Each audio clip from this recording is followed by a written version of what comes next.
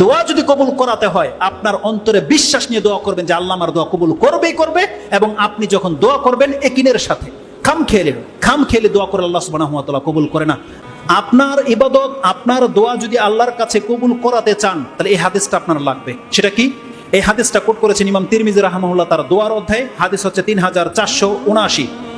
আবু হুরায়রা তার বর্ণনাকারী, রাসূলুল্লাহ সাল্লাল্লাহু আলাইহি ওয়াসাল্লাম বলেছেন, তোমরা আল্লাহকে ডাকবে, আল্লাহর কাছে দোয়া করবে তোমাদের অন্তরের দাবি নিয়ে, আল্লাহ কবুল করবেই করবে এই দাবি নিয়ে তুমি আল্লাহর কাছে দোয়া করবে। কেন করবে না আল্লাহ আমার দোয়া, আমি তো আল্লাহর বান্দা, এইভাবে সে দোয়া করবে যে আল্লাহ আমার দোয়া কবুল করবেই করবে। কেন?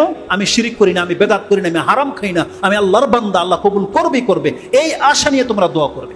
রাসূলুল্লাহ বলছেন ওয়ান্তুম মুকিনুনা বিল ইজাবা, দোয়া কবুল হবেই এই গ্যারান্টি নিয়ে তুমি আল্লাহর কাছে দোয়া করবে। প্রত্যেকটা মুসলিমের দায়িত্ব এটা যে তার দোয়া কবুল হবে এই গ্যারান্টি নিয়ে এসে দোয়া করবে। বিল ইজাবা ওয়ালামু আন্নাল্লাহা লা ইস্তাজিবু দুআআন মিন কলবিন গাফিলিন লাহিনিন।